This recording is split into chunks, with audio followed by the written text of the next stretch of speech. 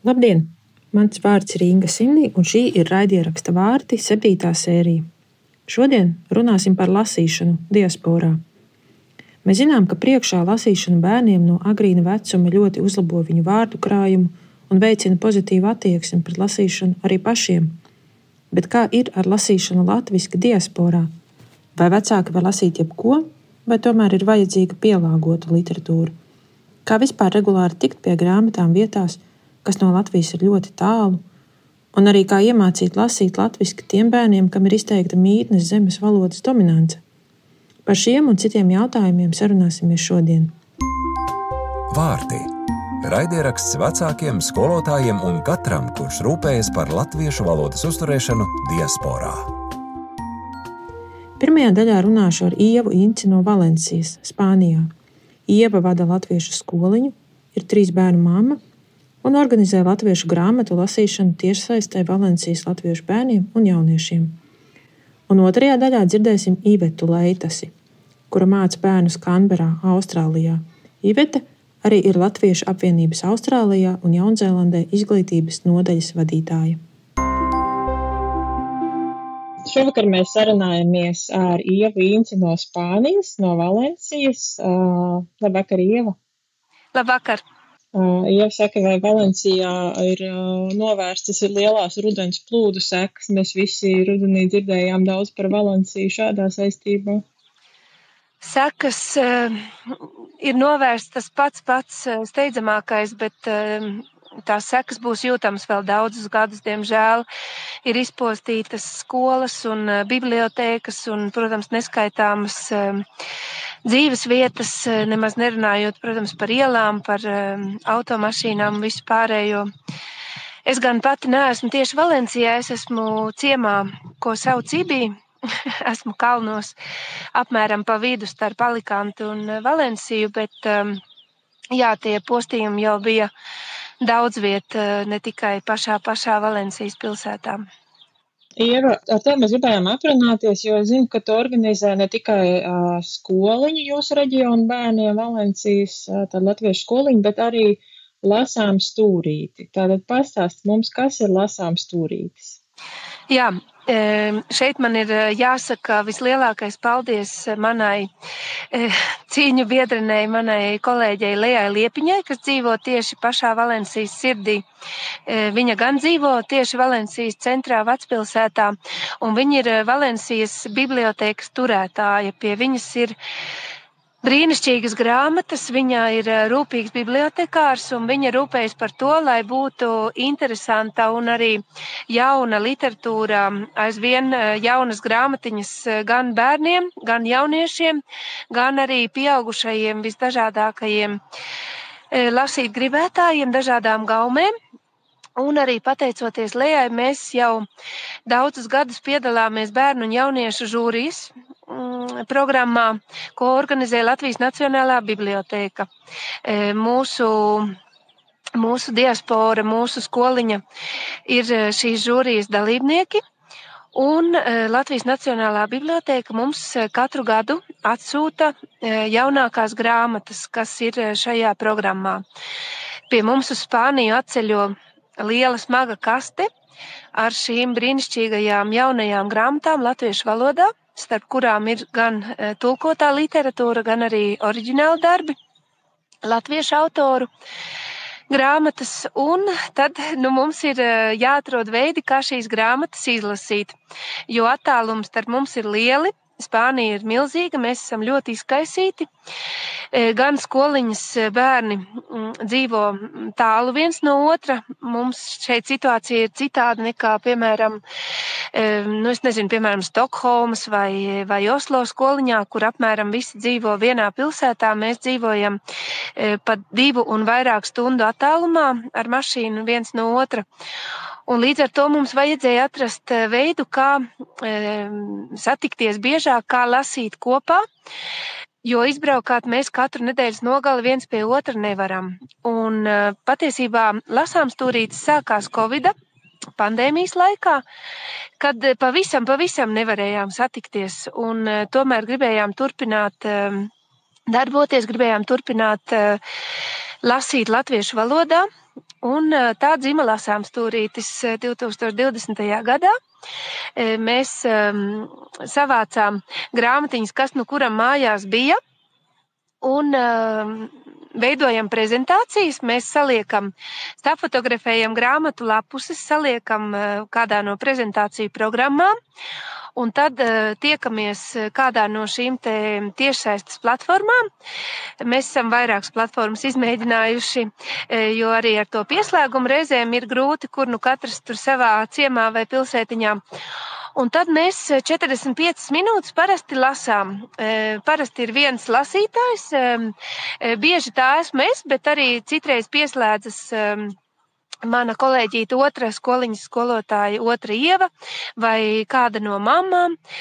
Mūsu bariņā ir arī rakstniece Lelda Jauja, kam ir dzīvesvieta Kartahenā šeit Spānijā, Mursijas reģionā, kura pati ir vairāk grāmatu autori, un mums ir bijis arī tas gods viņas pašas autores lasījumā arī dzirdēt viņas uzrakstītās grāmatas. Viņa ir uzvarējusi arī jauniešu grāmatu konkursā ar savu grāmatiņu. Un tad mēs 45 minūtes kopā lasām. Viens lasa, un pārējie, kas ir pieslēgušies, klausās. Un, kad mēs beidzam lasīt, tad beigās mums ir jautājumu un atbilžu brīdis, vai arī mēs kopīgi kādu uzdevumu pēc grāmatiņas vēl kopā izpildām, jo bērnu un jauniešu žūrijas programmai ir arī brīnišķīgas darba lapas, kur ir dažādi uzdevumi, kurus pēc tam mēs kopā vai nu individuāli mājās, vai arī kopā vēl aizvien tiešsaistē varam arī izpildīt šos te darbiņus, uzdevumus. Tur ir gan zīmējumi, gan burtu mežģi, gan dažādi citādi uzdevumi pēc grāmatiņas, lai bērniem labāk nosēstos tas saturs, un lai arī mēs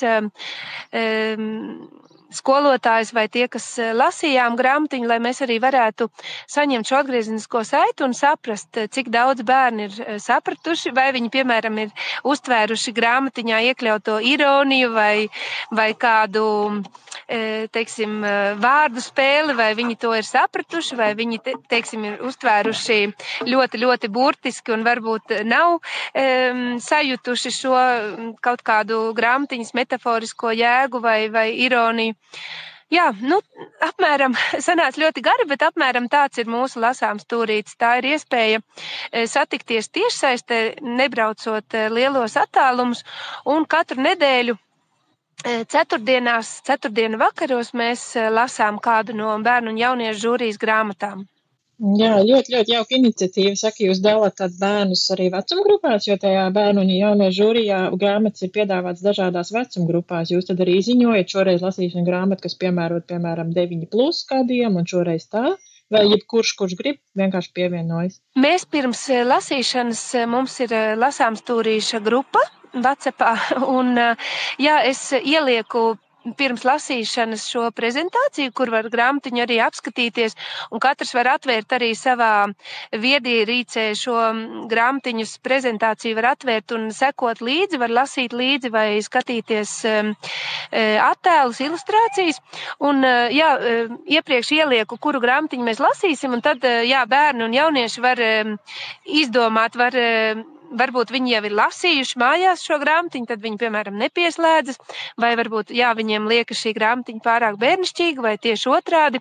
Dažiem tā liekas par grūtu vai pārāk maz bilžu, bet es parasti nelieku pēc vecumiem. Mums arī, kad mēs balsojam par bērnu un jauniešu žūrijas grāmatiņām, parasti mēs balsojam nevis pēc vecuma, bet drīzāk pēc valodas līmeņa, jo mums ir bērniņi, kam varbūt ir 5-6 gadi, bet kas ir auguši Latvijā, kas ir nesen pārcēlušies, vai kam abi vecāki ir latvieši, kas mājās dominē latviešu valodu, un tad viņiem valodas līmenis ir ļoti, ļoti labs, un viņi var sekot līdzi arī vecākiem bērniem domātām grāmatiņām, un savukārt mums arī ir jaunieši, kas tikai pāris reizes ir ciemojušies Latvijā, un kam stipri dominē spāņu vai kāda cita valoda, un līdz ar to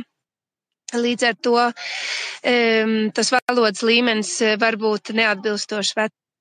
Un tad jūs ar viņiem, viņi savukārt arī var iesaistīties arī tajos lasījumos, kas it kā pēc vecumiem mazākiem bērniem, attiecīgi vienkāršāk valoda. Bieži ir tā, ka lielāki bērni izvēlās sekot arī šīm te vienkāršākajām grāmatiņām, komiksiem vai kur ir vairāk bilžu un kas ir vienkāršākas, jo viņiem vienkārši arī uztveri latviešu valodā atbilstoši savam vecumam. Vai jūs arī šīs lasīšanas laikā, teiksim, bērni tur drīkst, ja viņi kaut ko nesaprot, jautāt, vai es nezinu, māma sēž blakus un kaut ko patulkojiet, tas valodas līmenis tik ļoti atšķirīgs ir, vai arī tas tiek atstāts tiešām uz pašām beigām, tad, kad jau ir izlasīts un jūs pārunājat. Es iedomājos, ja, teiksim, kādam tā valodiņa nav tik raita, varbūt tieši jau nesaprot, kā noturēt to uzmanību. Parasti es visus bērnus, kas ir pieslēgušies, labi pazīstu un zinu viņu valodas līmeni. Un līdz ar to jau lasot, es parasti apstājos. Un, ja ir kādi vārdi, kurus es esmu droša, ka bērni varētu neuztvert, ja ir kādi ļoti poetiski vārdi vai mazliet nedzirdētas metaforas, es parasti pasaku kādu sinonīmu, mēģinu paskaidrot. Un, ja ir, teiksim, ļoti sarežģīts teksts, tad es lēnu un pauzēti lasu un pēc katra teikuma mazliet mēģinu saprast, vai bērni man seko līdzi, vai viņi ir sapratuši. Jā, tas ļoti arī atšķiras. Katra grāmata ir citāda. Ir grāmatiņas, kur, teiksim, es varu lasīt ļoti raiti, kur ir ikdienišķa valoda, kur ir sarunu valoda, kur ir teksts tāds, kādu parasti arī bērni ir pieraduši dzirdēt. Un savukārt mēs arī lasām dzejas grāmatas, lasām arī sarežģītākus darbus, un tur reizēm ir tā, ka es pēc katra teikuma kādus 3-4 vārdiņus nākas paskaidrot vai nākas izrunāt un citiem vārdiem pateikt. Citiem vārdiem vai spāniski, vai tu tulko, kā jūs darat? Es cenšos spāniski neteikt, cenšos vispirms jautāt pēc kāda sinonīma. Bērni parasti paši, tas, kurš to vārdiņu zina vai pazīst, tas mēģina pārējiem pateikt priekšā kādu sinonīmu. Un tad, ja galīgi ar nevienu sinonīmu nesaprot, tad es pasaku spāniski. Jā, tik daudz par to organizatorisko pusi, jau tagad vairāk par to lielo ainu attiecībā uz lasīšanu. Es gribēju jautāt, pirmkārt arī tevis pašas bērni ir uzauguši tikai Spānijā, vai jūs esat dzīvojuši pirms tam arī Latvijā? Nē, mani bērni ir dzimuši un auguši tikai Spānijā. Mēs uz Latviju braucam vasaras brīvdienās uz kādām nedēļām. Jā, un attiecībā uz lasīšanu, kas ir tiešām pavisam cits vārdu krājums nekā ikdienā, jā, tad kā tu redzi šo te pienesumu, ko jums tas dod šī te katru nedēļu kopīgā lasīšana ar citiem bērniem, viņu vārdu krājumam un vispār valodas izpratnē? Es domāju, ka tas bērniem noteikti paver tā kā logu uz citām tēmām, kuras ikdienā un arī skoliņā mēs nevaram izrunāt, it īpaši dzejas grāmatas vai grāmatas, kas ir par kādu tādu fantāzijas varoni. Es domāju, ka tas bērniem noteikti paplašina gan vārdu krājumu, gan arī šo iztēli latviešu valodā vispār domāt par citiem jēdzieniem, citu tematisko lauku, jo, protams, ka ikdienā, ja arī vecāki šeit diasporā ar bērniem cenšas un runā latviešu valodā, tad parasti jau tās sarunas ir par māju, par skolu, par pulciņiem, par interesēm, par dažādām ikdienas iešanām un par kaut ko pilnīgi citu, kā mums ir bijušas grāmatiņas, teiksim, par kosmosu, par ceļojumiem kosmosā, par astronautiem, par burāšanu, par plūdiem. Ļoti dažādas tēmas par dažādiem dzīvniekiem. Tad es domāju, ka, protams, ka tas bērniem paver daudz plašāku valodas lauku. Un kā jums izdodas viņus motivēt, jo, ir jau bērni paši ir aizņemti un katram ir visādas klātienes aktivitātes, vai tas ir izveidojies jau kā tāds labs ieradums un tie iesaistītie bērnu un ģimenes to dara bez lielas domāšanas, vai es iedomājos, ka tas vecuma spektrs arī dažāds ir.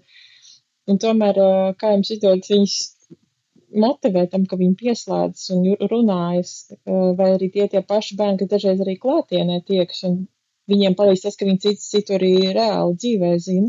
Jā, lielākā daļa ir arī skoliņas audzēkņi, viņi arī viens otru ļoti labi pazīst, ir bijuši kopā nometnēs un dažādos piedzīvojumos un arī svinām visus latviskos svētkus kopā, bet mums arī bērni, kas ir, piemēram, pārcēlušies uz pilnīgi citu Spānijas galu un jau vairākus gadus dzīvē nav mums izdevies satikties un viņiem tā vienīgā iespēja ar mums tikties ir tiešsaistē uz lasām stūrīt, un tas ir ļoti forši, ka mēs varam arī pirms un pēc lasīšanas parunāties. Mēs katru reizi, kad pieslēdzamies, tad kamēr visus sagaidām, tad arī aprunājamies, kā katram iet, kas jauns, kā skolā, kā ar latviešu valodu. Tā ir tāda iespēja satikt arī tos, kurus mēs ikdienā nesatiekam uz lasīšanu. Jā, ļoti, ļoti jauka iniciatīva. Man liekas, varētu pārņemt arī citās vietās. Varbūt jau ir, varbūt tu zini, vai ir kaut kas līdzīgs arī citur pasaulē? Latviešu kopienā kādā šāda lasīšanas akta. Droši vien es neesmu gan kontaktā ne ar vienu citu lasām stūrīti, bet droši vien, ka ir. Un jā, tā ir patiesībā šajā globālajā laikmatā tā iespēja, ka var pieslēgties pilnīgi no jebkuras pasaules malas un var kopā lasīt latvieši no pilnīgi dažādām arī valstīm. Mums tas šobrīd ir Spānijas mērogā. Ja laika zonas un daudz maz tie darba laiki un skolu grafiki ļautu, tad es domāju, ka varētu vispār taisīt tādu Eiropas jauniešu lasām grupu vai līdzīgi kā ir arī Eiropas kori un koklētāju grupas un vēl dažādas latviešu grupas. Tā es domāju, ka varētu arī lasītāju grupas veidot. Jā. Es domāju, ka jāattīst šī ideja un varbūt izveidojas pēc šīs sarunas vēl kāds lasām stūrīts filiāli kaut kur citur. Jā, liels paldies tev, Ieva, par sarunu. Jā, nav par ko. Paldies jums. Es runāju latviski. Es arī runāju latviski. Vārti – raidieraksts par latviešu valodu diasporā. Labdien, Iveta! Labdien, Inga! Mēs sarunājamies šodien raidījumu otrajā daļā ar Ivetu Leitasi no Kanberas. Iveta ir Latviešu apvienības Austrālijā un Jaunzēlandē izglītības nodaļas vadītāja, bet ne tikai. Iveta, pastāsti lūdzu vairāk pati, ko tu dari Kanberā un Austrālijā. Es tajā izglītības nodaļas vadītāja postenī es koordinēju dažādas izglītības saistītās lietas Austrālijā. Mums ir ziemas skolas un vasaras skola, bērnu nometnes 3x3 tajā skaitā arī. Visur, kur bērni piedalās un mācās latviešu valodu. Es arī vadu Kanberas latviešu skolu. Maziņa skoliņa mums ir atjaunot tagad pēc vairākus gadus. Un pirms tam es vēl strādāju Adelaidē, kad es dzīvoju Adelaidē, vadīju Adelaides latviešu skolu 10 gadus. Tas ir tas, ko es daru. Daudz liels komplekts. Iveta, mums šodienas tēma ir lasīšana, bet tādā plašākā nozīmē, kā lasīt diasporā, ko lasīt diasporā. Un tad, kad es tevi uzrunāju par to dalīties, tu teici, tu nebūsi īstais cilvēks, jo tu vari tikai pažēloties par to, kāpēc tu agrāk nepietiekoši, kā es lasīju. Varbūt, ka sāksim ar to, ka tu pažēlosies ar tādu skatu no šodienas. Kā tu to tagad novērtē un kā tas vienkārši... Es ļoti labi protu žēloties par dažādām lietām. Viena lieta, ko es tiešām nožēloju, kad es nepieliku pietiekoši laika un pūles, lai saviem bērniem iemācītu latviešu valodu labāk nekā viņiem ir. Un tajā skaitā es arī nelasīju. Nelasīju ar viņiem nekādas grāmatiņas, kas tagad, kā tu teici, pēc kara visi gudri. Bet ko es tagad kompensējot šito lietu, es tagad mēģinu ar tiem skolas bērniem, kas man nāk ap tādu vecumā starp 5 un 10 gadiem, ar viņiem strādāt. Un šogad tieši es kaut kā pilnīgi sagadīšanās pēc sāku arī to lasīšanu ņemties drusciņu vairāk. Bet tā žēlošanās vieta man ir īstenībā par pašu sākumu. Alfabēts, burti un skaņas. Ja mēs paskatāmies latviešu alfabētu, paņemam jebkuru no 150 abecītēm, ko tu var zvaigznē, bet jebkurā grāmatnīcā Latvijā nopirkt, ja? Tur ir burts, piemēram, I, un kā piemērs dots vārds iela. Bet tās ir divas dažādas skaņas. Latviešu bērni ar lielo vārdu krājumu, viņi šito lietu ātri saprot, ie, līdzīgs uz priekšu. Bērni, kas ir šeit ar zemajiem valodas līmeņiem, kuriem šitā lieta ir diezgan sarežģīta, viņiem nav tā skaņa, ie, kura ir apzīmēta ar diviem burtiem, jo nevienā no latviešu abecītēm nav ie, tur ir tikai i. Un tā ir viena lieta, ko es sapratu, ka man viņiem ir jāmāca skaņas, kā kopā ar tiem burtu salikumiem. Ja? Skaņa ie ir divi burti kopā, i un e. Un tā nav nekāda iela, bet iela. Ja? Un tā ir atšķirība. Un, teiksim, angļu valodā runājušiem bērniem ļoti vienkārši, jo viņiem visa dzīve sastāv pirmajās klasēs no tā, ka viņi liek kopā tās burtu kombinācijas un skaņas. Tā kā viņiem šito iemācīties ir ļoti viegli. Bet man nav to materiālu. Ja? Es pat izdomāju visādas lietas. Es atradu, tur var sagrābstīt kaut ko internetā, YouTube'ā. Mēs varam atrast, bet nav tā, ka nav ābets ar skaņām, ja, piemēram, vai skaņu salikumiem dz un dž. Nav tas. Tā ir viena tā žēlošanās lieta par tām skaņām un burtiem kopā. It īpaši tajās valodās, kur tas burts jau ir, bet tā skaņa ir cita, tā kā burts c, angļu valodā. Nemaz nav skaņa c. Jā, un man tie bērni vai nu saka, vai nu k, vai es visu laiku, viņi jauc to visu. Tur nav kaut kāda, tad man visu laiku jādomā, kā viņiem to atvilkt viņus atpakaļ uz to latviešu valodu, jo tie materiāli, kas tur ir, to baigi neaizvalk. Tas nozīmē, ka jūs tur 5 līdz 10 gadi tie bērni, jūs vienkārši mācāties lasīt vārdiņus, mēģina iemācīt viņiem vispār to skaņu sistēmu. Ja? Jā, skaņu sistēmu un to, lai tas izklausās latviski, lai ko viņi saka, piemēram, uzsvers uz pirmo zilbi vārdos. Ja? Mēs, kad latviski runājam, mēs pat to nepamanam. Bet tanī brīdī, kad tu viņiem iemāci, kad uzsvers ir uz pirmo zilbi, viņi pēkšņi sāk izklausīties, ka viņi runā latviski. Tāda ļoti vienkārša lieta, bet man pagāja 10 gadi, kamēr es līdz šitam te nejauši to atklāju, ja, pa to uzsvaru. Tā kā pagājušo visu gadu, es pavadīju visu gadu 30 stundas, man 35 stundas gadā ir apmēram, reizes, kad mēs tiekam kopā, lai iemācītu viņiem alfabētu un tās skaņas. Bērni mazi tur, visu kaut ko var izdomāt, rotaļas un zīmēšanu, visādos veidos.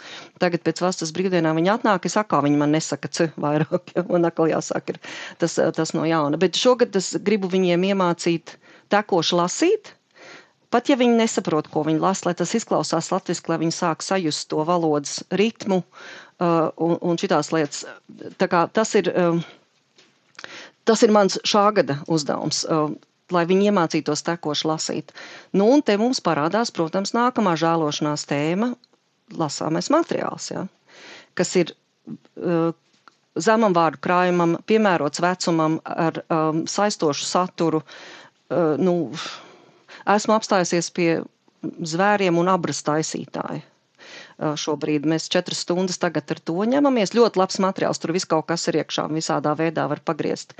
Bet es viņu izmantoju, tāpēc, ka ir tas video, kurš es YouTube atradu ļoti skaists tāds video, ļoti laba latviešu valoda, lēna fonā, ko lasa, viņi dzird citu valodu, ne tikai manējo, tur ir bildes, un tad es ap šito varu veidot kaut ko, ja.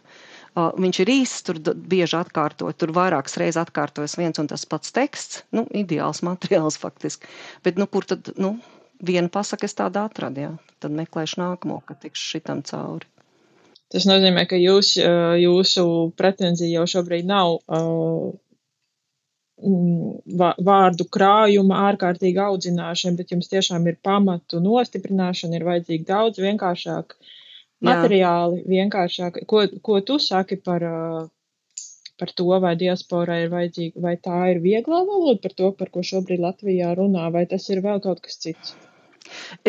Man grūti pateikt par to vieglo valodu. Es pamanīju vienu grāmatu, kas bija pieaugušajiem domāta, un Es jau te teicu, tas atvērums, kas bija nofotografēts Rozes grāmatnīcā, bija kaut kas par miršanu. Un es domāju, tā gan ir laba reklāma grāmatai, vai ne? Tāds stāsts par miršanu. Bet es jau neesmu Latvijā, es tev grāmatu nevaru pašķirtīt, es nezinu, kas tur vēl ir iekšā. Kas ir bērniem domāts vēl jau mazāk. Bet man liekas, ka pat vieglajā valodā tā valoda teikuma uzbūva laba, īsi teikumi, vārdu krājums joprojām ir pa lielu mums, ja. Un ar to vārdu krājumu tagad arī tu lasu tur ar tiem bērniem to zvēru. Un zvērus viņi jau man pagājuši gadu iemācījās dažus, ja, tur laps un lācis. Tas ir tas, kas bērniem patīk. Viņi uz to tad arī strādājam, ja, uzbūvējam 4 zvēri, vēl divi zvēri, kas ir ēdiens, zos un auns izrādās. Tas bija diezgan tāds asiņains ainas tur parādās tajā pasakā, bet kas patīk visiem patiesībā. Bet tas ir tāds ierobežots vārdu krājums, un tad tur viņi var spēlēties, lai būvētu tos valodas pamatus. Ja. Tur lācis ēd, lācim garšo. Reku tev ir datīvs, reku tev ir kaut kāds darbības vārds. Bet es nelieku klāt jaunus vārdus, es nelieku klāt tur kaut kādus citus dzīvniekus, ja, lai nepalielinātu to smagumu uz to vārdu krājumu, bet palielinātu to vārdu lietošanu teikumos, galotņu veidošanu. Jo dabiski, kad šitajā vecumā viņi jau nevar to gramatiku iemācīties. Redz, latviešu bērni gramatiski runā pareizi, jo viņi ir miljonu reižu dzirdējuši tos vārdus pareizi runājumu. Tad viņi arī atkārto. Šie te bērna zemajiem līmeņiem nav to dzirdējuši. Viņiem, teiksim, tas, ko es vēl pamanīju, ka viņi nevar atšķirt, ka tas ir tas pats vārds citā locījumā. Viņiem tas ir cits vārds, ja tā galotne ir savādāk. Viņi agrīnajos vecumos, šajos te zemajās klasēs, viņi jau nevar izanalizēt, ka tā ir vārdu sakne. Jo viņiem arī viņu angļu valodā, ko viņi te kā skolā mācās, tur jau šitādas lietas nenotiek. Ja, tur galotnes nemainās. Tā kā runāt par kaut kādu tur galotnēm vai par kaut kādu tur, nezinu, šitādām lietām un vai to, ka, piemēram, daudzskaitlī ir, mainās galotne uz es, tas ir arī, viņiem pat angļu valodā šitā ir milzu lieta, ka tu viņiem izstāst, viņi saka, kā. Tā kā tur var tikai ar kaut kādu atkārtošanu. Es to atkārtošanu tad daru caur to, ka mēs lietojam viens tos pašus vārdus un drillējam viņus dažādās kombinācijās. Tā kā, un ieliec viņus atkal citā kontekstā un uz priekšu. Un man liekas, ka tiem bērniem, kam ir atbalsts ģimenē, viņi to vārdu krājumu var pieaudzēt paši tur ģimenē. Bet tā lietošana tad viņiem skolā būtu tādā citā veidā. Jā, tas, ko es gribēju jautāt, tas ir tas, ko tu skoliņā dari nodarbībās. Tu, protams, esi pieredzējusi, daudz strādājusi ar bērniem, bet kā vecāki, kuriem es tagad iedomājos, teiksim, kur ir mājās, bez teiksim, varbūt skoliņas, un kuriem arī nav šis augstais valodas līmenis, tātad viņiem lasīšana ir vērtīga, to mēs zinām, un ja tas moments ir palaists garām, tas bērniņš, nerunā vienkārši latviski tik labi, lai tagad atvērtu jebkuru grāmatu un lasītu.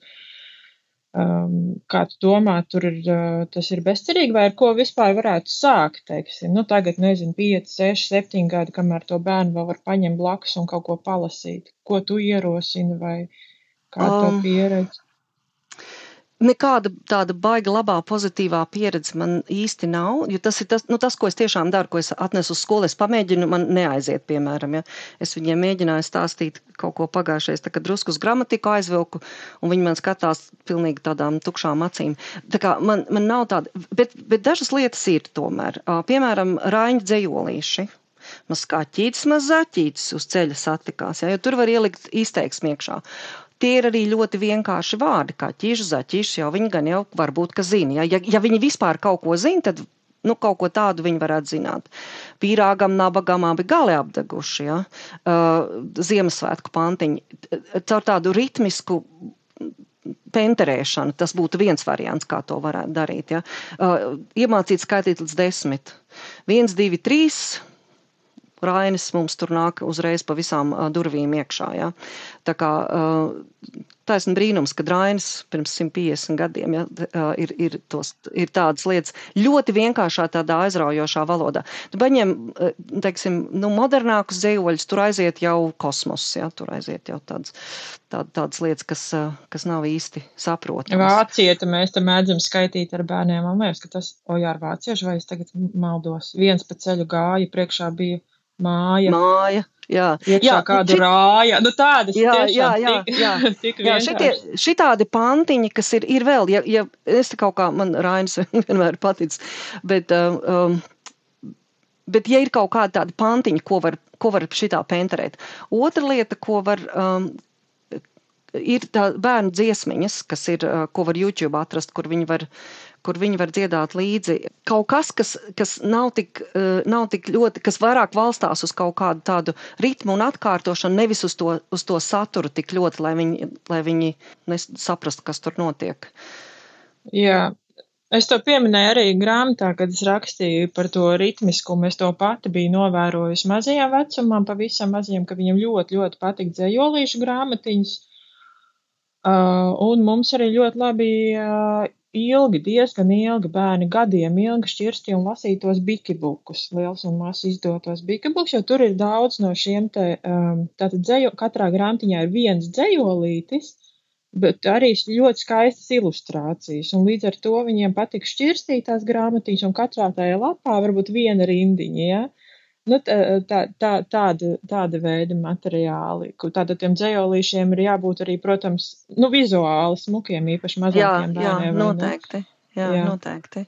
To pašu mēs tagad daram, es tā kā otrādi saviem bērniem, piemēram, kuriem kādu laiku bija angļu valoda, bet tagad sāk piemirsties, un kādreiz mēs angļu valodā kaut ko līdzīgu meklējam, bet tās grāmatas skaistas ilustrācijas, tad viņiem interesē zināt, kas tur iekšā, un tad Tas ir ļoti svarīgi, jo tas, ko es teicu, es paņēmu to abru un zvērus un abru taisītāju. Ja?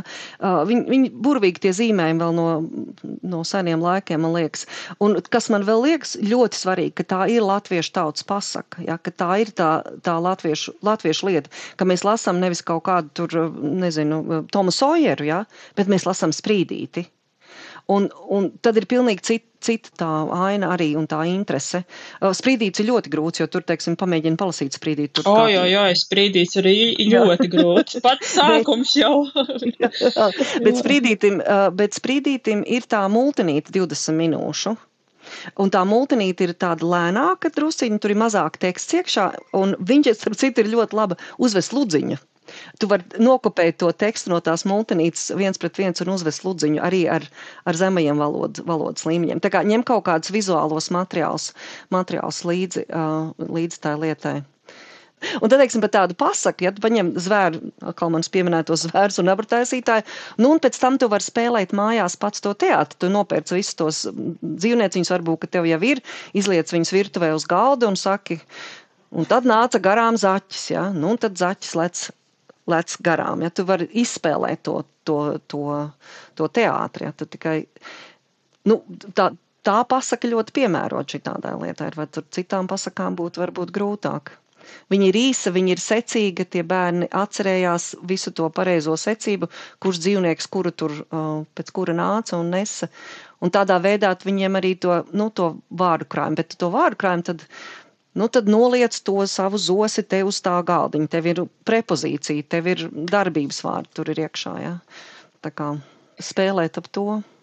Tā kā Iveta pārstāv arī Jaunzēlandes, Jaunzēlanda ir arī zem jūsu organizācijas, un es lūdzu Evijai no Jaunzēlandes atsūtīt mazlietiņu pastāstīt par to, kā viņa organizē to Jaunzēlandē. Es gribēju vienkārši klausītājiem pastāstīt, tā ir Evija Trofīmova, kur 21. gadā noorganizēja Baltā mākoņa bibliotēku Jaunzēlandē, un tā arī ir viena brīnišķīga iniciatīva. Viņa pati sazinājās ar Latvijas Nacionālo bibliotēku, lūdza, vai var pievienoties bērnu jauniešu vecāku žūrijai, sagādāja grāmatas, un Evija pati tagad mēģina grāmatas gan glabā, gan uzskaita, gan sūta vecākiem pa pastu Jaunzēlandē. Tāds līdzīga vēl pieredze, mēs par to arī vēl atsevišķi pastāstīsim pēc raidījuma, publicēsim to raksta formā, bet vēl viena līdzīga pieredze mēs uzzinājām Lindai Leimantai Ēģiptē, kura tieši tāpat, viņiem gan nav pat skoliņa, bet viņi piedalās bērnu, jauniešu un vecāku žūrijā, tātad caur vēstniecību lūdzu sagādāt grāmatas, lasa tās grāmatas. Bet tur, acīm redzot, tas valodas līmenis ir augstāk. Jā. Jūs kā tu vērtē to, vai Austrālijā ir, cik dažāds ir šis te valodas līmenis, ir bērni, kuriem vajag pašas pamats, bet vai ir arī bērni, kuri varētu jau būt lasītāji? Ir noteikti tādi bērni.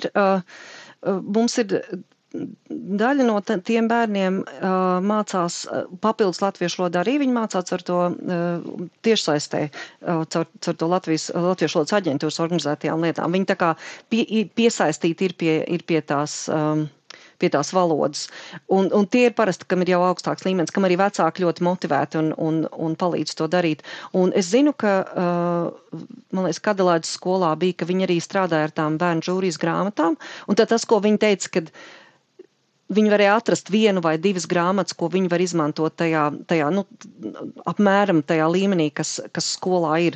Dabiski, kad ir pāris bērni, kas vienmēr ir augstākā līmenī arī, bet teiksim, tajā skolas vidē tu kaut kā tev jāatrod tas zelta vidusceļš, kā ar to visu strādāt. Un tad visticamāk, kad tie bērni, kam ir labāks valodas līmenis, tiem ir pa maz, tiem, kam arī vēl zemāks, tiem arī ir pa maz, tad tas pa vidu kaut kā viņi tur tiek galā. Bet tā bērnu žūrijas grāmatas, es zinu, ka bija kaut kas man kaut kur atteicās pat no viņām. Teica, nesūtiet, jo mēs nevaram viņas lasīt, mums viņas ir pa grūtu.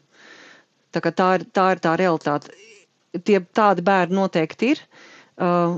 Viņi, es domāju, ir mazāk nekā tādi, kam ir tie zemākie līmeņi.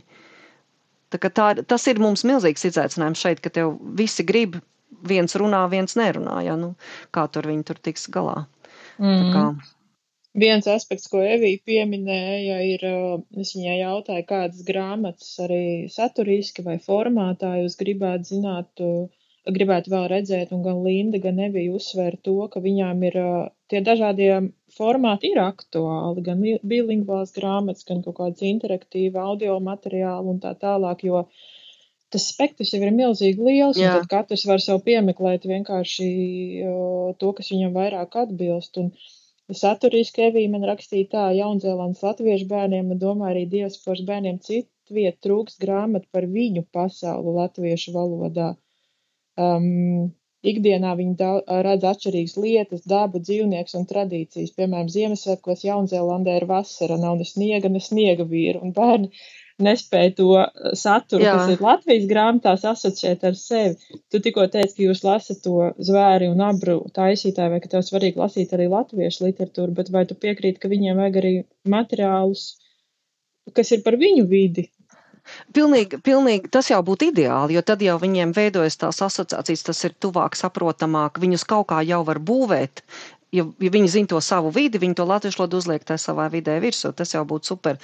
Diemžēl jau, protams, ka tev bērnu, teiksim, dienvidu puslodē, Austrālijā var arī grūti ar ziemas šitiem sniegavīriem decembrī, vai ne? Mums pamatā peldbikses tur dominē. Tā kā, bet viņi ir tik maz, ka dabiski, kad ir grūti uzrakstīt speciāli priekš mums, bet varbūt, kad īstenībā var atrast autoru šeit uz vietas, kas teiksim, varētu kaut ko uzrakstīt. Un tā, teiksim, mums ar tām otro debesu pusi ir problēma arī tām Latvijā izdotajām mācību grāmatām bērniem, jo tur sākas viss ar virstošām lapām. Mums jau arī rudenī sākas skola februārī, tātad ar dažreiz nobirstošām lapām.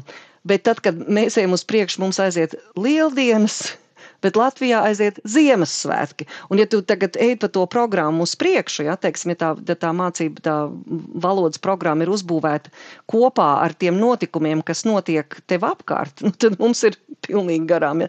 Tur, kur viņi, teiksim, runā tagad 5. stundā par Ziemassvētkiem, mums jau jārunā par lieldienām, ja, un tad mums sanāk, mēs te iesim to šokolādes olas meklēt, tad tur, zinu, ka mums Ziemassvētku pantiņi jāmācās pēc programmas, ja. Tā kā tas mums ir, bet, un tas arī mēs pat cik esam te maza tā auditorija Austrālijā, tad dabiski, ka mums jau neviens speciāli grāmatu tādu atsevišķu speciāli neuzrakstīs, kur nav. Bet ir dažas grāmatas, kurām ir noņemta tā vides, piesaista videi. Mācīt ir vieglāk, ja tu piesaisti videi, bet tad tā grāmata kļūst universālāk, ja tu noņem to vidi nost, protams, jā, bet tāpēc arī Evija saka, ka labi būtu par Jaunzēlandi, ja? Jo tad tu piesaisti tā vidē, kas vienmēr ir labāk. Tā kā... Jā. Bērni nebrīnās Austrālijā par abru, piemēram, un tādas lietas kā... Es domāju, ka viņi Latvijā tieši tāpat brīnītu par abru. Nē, ļoti interesanti. Teiksim, tad, kad tev stāstiņā ir viens tāds vārds abra, ja, tad ir ļoti interesanti, jo tad tu viņu var izcelt un apdarināt. Ja paņem, tu sāc lasīt sprīdīt, tur visi vārdi ir abra vai kaut kas cits līdzīgs, tur ir pa daudz, ja. Bet abra visiem ļoti patika, un tā ideja par to, kad ir abra, un kas tāda abra ir, tagad es meklēju video materiālus tālāk par to, ko tad to abru dara. Tutai ir viens sižets par abru arī. Tā kā es domāju, es pievilkšu to arī klāt. Un šajā vietā nāk iekšā tā latviešu kultūra un tradīcijas un etnogrāfija un tādas lietas, kas ir ļoti svarīga tieši tiem vecākiem, kas ved tos bērnus, kuri nerunā. Viņi paši nav bijuši latviešu skolās, un viņi tagad tā viena paudze ir pagājis, nākamā paudze viņa kaut ko grib darīt. Ja? Un tāpēc tā mācību saturam ir jābūt tādam ritīgi latviskam. Un no Latvijas viedokļa tas varbūt izklausītos cringe, ja? Cik tad var šitos tūdaliņu tāgadiņus. Bet mums tas ir tas, kas mums ir vajag. Tas ir tas, kāpēc mēs te esam. Ja? Tāpēc caur jebkuriem valodas materiāliem viņam jānāk tā latviskajam saturam cauri. Vai tā ir geogrāfija, vai vēsture, vai tradīcijas, vai abra, vai dzīvnieki Latvijā, jā. Bet tie nav Āfrikas dzīvnieki, tie nav arī ķenguri neko daudz, jā. Labi, ķengurus mēs ņemam, jo tas burtiski ļoti labi tur strādā šito lietu, un arī tas piesaista, protams, pie vidas. Bet mēs nestrādājam ar Āfrikas dzīvniekiem, kaut arī varbūt bērnu zooloģiskā dārzā tur iet uz zooloģisko dārzu un tādas lietas dara. Tā varbūt atšķirība ir tā, kad tu saki, tā ir jau 3., 4. paudze, tātad tie ir tie, kas, kur, teiksim, viena paudze ir izlaista, kas latvisku nerunā un tagad nāk uz latviešu skolu ne tikai valodas dēļ, bet arī tās kultūras piedarības dēļ. Es domāju, ka tā ir liela atšķirība no tiem, kas ir paši izceļotāji, teiksim, tāda mana paudze, un kuriem jau it kā tas, tā distance ne laika, ne fiziski nav tik liela, un liekas, ka to visu vēl var kaut kā dabūt Latvijā, bet jūs to dabūju tikai caur skolu un to kopienu, vai ne? Jā, skolu un kopienu, un mēs arī netiekam, mēs esam tik tālu, ka mēs uz to Latviju netiekam, ja mēs aizbraucam, vienreiz 2 gados, tas jau ir milzīgi daudz, ja, un tad uz cik ilgu laiku tad tu var aizbraukt. Un tad tu brauc uz Latviju kā uz tādu ekskursiju, nevis tā kā uz Latviju tur paciemoties pie vecmāmiņas, ja, jo tās vecmāmiņas jau ir šeit. Tā kā, jā, tas ir daudz attālinātāks, tāpēc, tas virziens ir drusku savādāks. Te ir vēl viena man ideja ir par šajā kontekstā par to, ka mums ir vajadzīga tā latviskais saturs, ir tad jau pašā alfabēta. Ja tu paskaties visādas tos alfabēta kartiņas Latvijā, grāmatas, tur ir visādi flamingo, piemēram, un fotoaparāti. Bērni nezinu, kas ir fotoaparāts, jo nav jau fotoaparāti, vairāk ir telefoni. Ja? Tā kā... Un tas, kas man ienāca prātā, ka mums vajadzētu uztaisīt tādu latviski tautisku tūdaliņu, tāgadiņu, superletiņu alfabētu, ja? Kur ir vārdi iekšā pīrāgs, Latvija, ja? Karoks, brīvība, teiksim, vai arī tādi vārdi. Un tad tas ir viens virziens. Otrs virziens ir tiem zemajiem līmeņiem ļoti vienkāršs vārdus. Tā, burtam a, ja? Īsi vārdiņi, čība, nevis čiekurs, ja? Čiekur arī nav visā pasaules malās. Īkšķis, nevis īlēns. Īlēns ir sarežģīti izskaidrot. Man šitie mani mīļākie īris, konfekte, puķe. Flokši pie F. Flokši, jā. Kurš bērns 6 gadu vecumā atpazīst puķi pēc nosaukuma īris vai floksis? Es nezinu, es knāpi atpazīst. Konfektīris, ļoti specifiski tikai Latvijai, ja, diasporai šī tāda lieta nedara. Ja. Un tad šitie te ņieburi, kur ir novilkti no tām kabarē meitenēm, tur tāds šausmas visāds nāk ārā. Te būtu atkal tas diasporas, diasporai vajag drusciņi varbūt vienkāršāk. Būtu labi, ja būtu tāds vienkāršs alfabēts ar vārdiem, jo tu burtus iemācies balstoties uz vārdu krājumu. Ja? Tu zini, kas ir ābols, tad tu vari atcerēties, ka tas ir ābols. Bet ja tu nezini, kas ir ābols, kā tad tu to vārdu ā iemācīsies, ja, to burtu? Tā kā es viņiem mācu atā, un tas sākas ar A un beidzas ar ā. Ja? Un atā jau viņi visi pusgadu vecumā prot pateikt. Ir ko rakt un ir ko darīt. Es dzirdu jau daudz idejas, bet noslēdzot to mūsu sarunu Iveta vecākiem, kas iespējams klausās, un tā kā tu nav varbūt tādi citīgi lasītāji, un tagad tu saki, tu diemžēl to palaid garām, ko tu ieteiktu, ar ko sākt, pie kā ķerties, pamēģināt kaut ko pašķirstīt, paskatīties, ja bērns vēl ir tādā vecumā, ka ļaujas? Visu, kas ir pie rokas, mēģināt vienu pēc otra, strādā, nestrādā, un nemocīties ar to, ka kaut kas nestrādā. Meklējam nākamo, kas strādā. Varbūt ir kaut kādas lietas, ko savēl kopā, protams, vizuālais materiāls, filmiņas, un pēc tam grāmata, ja tas pats abrutaisītājs, noskatāmies filmiņu, ja 4 minūtes viņi ir YouTube'ā, pēc tam var atrast viņu grāmatā. Un tad vilkt ar pirkstu līdzi un lasīt, ja, piemēram, kaut kādā veidā piesaistīt to, dabūt to āķi iemest un tad mēģināt pārvilkt, uzcelt to tiltu uz grāmatu.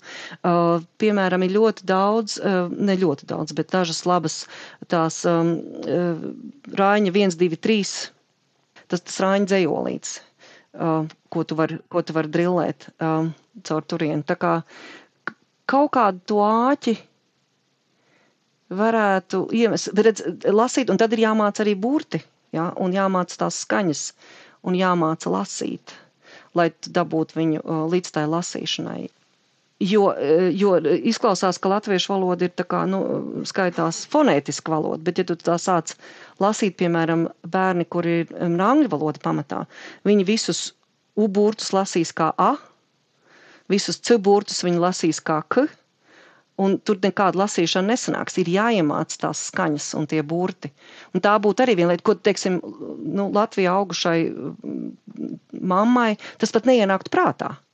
Ja, man tas arī neienāca prātā, kamēr es nesaskāros ar to, ka nav tā, ka fonētiski viņi ir no latviešu viedokļa, bet no tā mītnes zemes viedokļa viņi nemaz nav tik traki kā citas valodas, bet nav tā, ka uzreiz, ja. Teiksim, pats, vārds pats, P-A-T-S, tas pēdējā skaņa ir C, bet raksta viņu kā TS, piemēram, ja, tā kā, tādas nianses. Tagad to var noteikti darīt. Ir alfabēta dziesmiņas visādas arī YouTube'ā, tikai tur jāuzmanās ir, protams, ar akaltām divskaņiem un tādām lietām.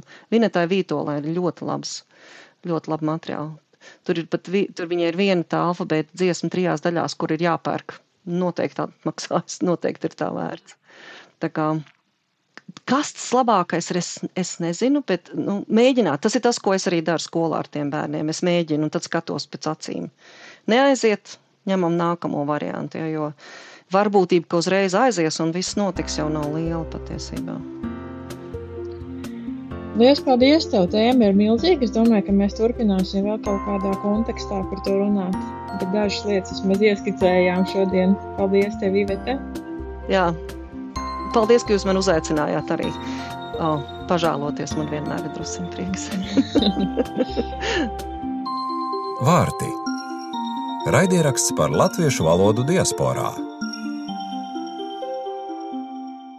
Par finansiālu atbalstu raidieraksta tapšanai mēs pateicamies Latviešu valodas aģentūrai un Amerikas Latviešu apvienībai.